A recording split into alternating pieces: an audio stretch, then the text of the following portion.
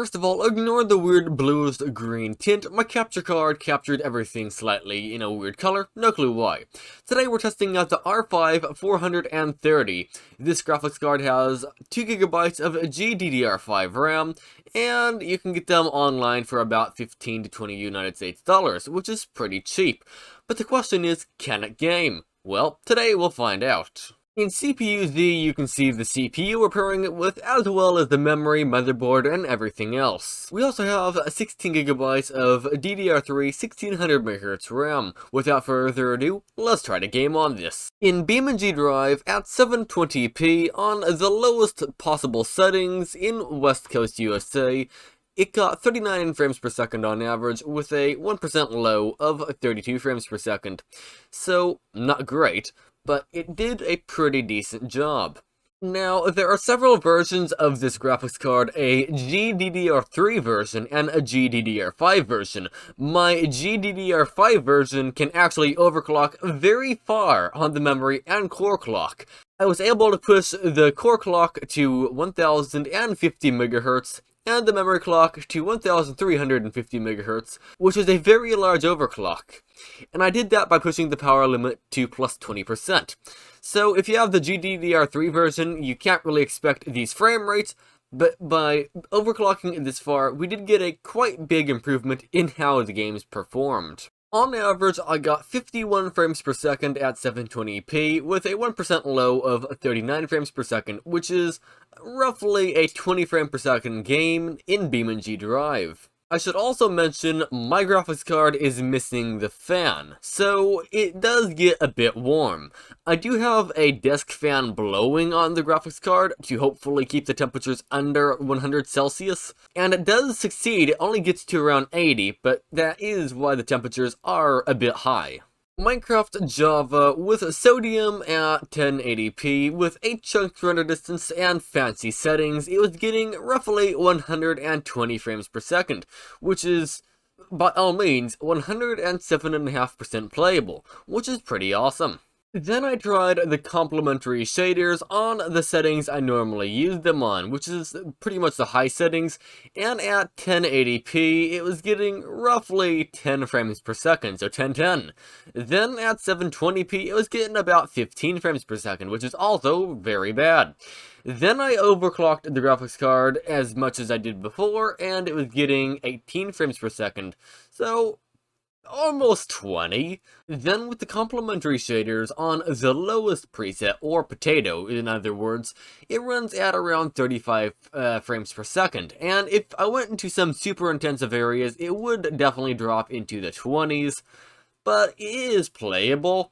But the question is, would you really want to play the game with shaders and lose 3/4 of the performance? Because 120 frames per second to 40 roughly, that is a very, very big hit in performance, and you're at a lower resolution as well. That's up for you to decide, but I certainly wouldn't choose this. Also, just as an extra note, on a empty world that is not 4 years old and super intensive, the graphics card gets about 180 frames per second at 1080p medium settings.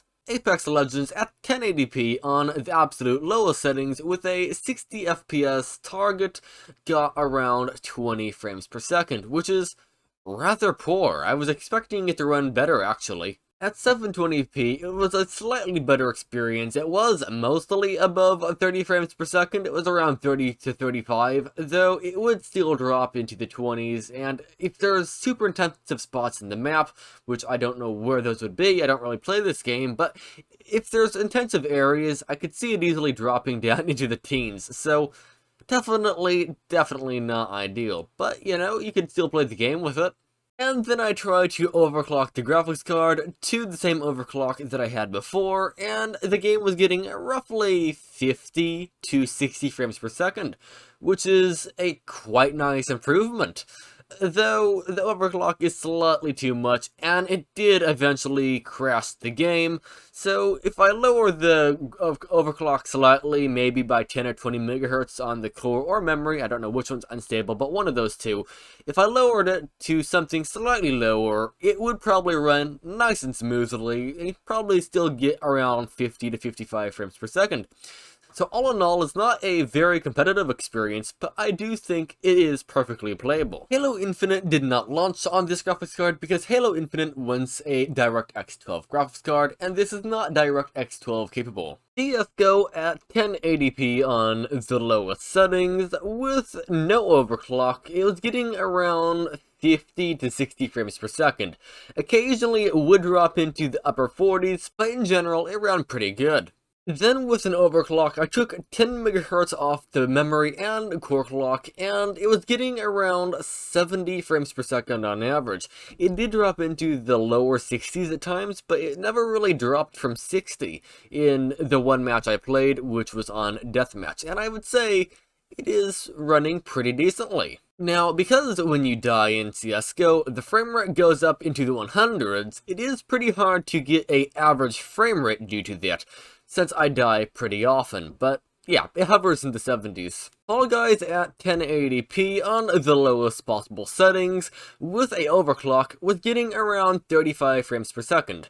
So, not great, but it is playable, but you definitely aren't going to be playing the game incredibly competitive at these frame rates. In this case, locking the frame rate to 30 would probably be the best possible option to do, because if you lock it to 30, at least it feels somewhat smooth. GTA 5 at 1080p on the lowest settings, or normal if you go by GTA standards. Normal is actually the lowest settings in this game.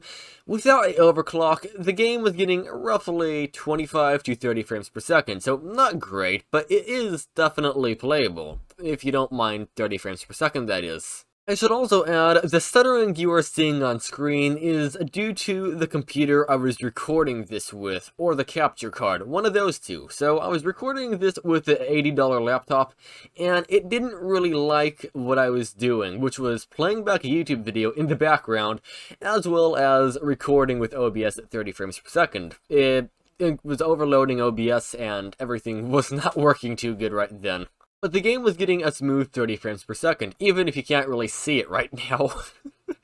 Oh my, yeah, it was really struggling. With a overclock, the game was getting about 37 frames per second, which is slightly better. 900p with an overclock, it was running even better. It was getting about 45 frames per second. So I'd say GTA 5 is best played at roughly 900p on the low settings with an overclock, which is pretty decent, I'd say. Fortnite at 1080p on performance mode is actually pretty impressive. It was getting well above 60 frames per second. If I'm not mistaken from the match I played, I did see it drop below 60 at one point. It was around 55.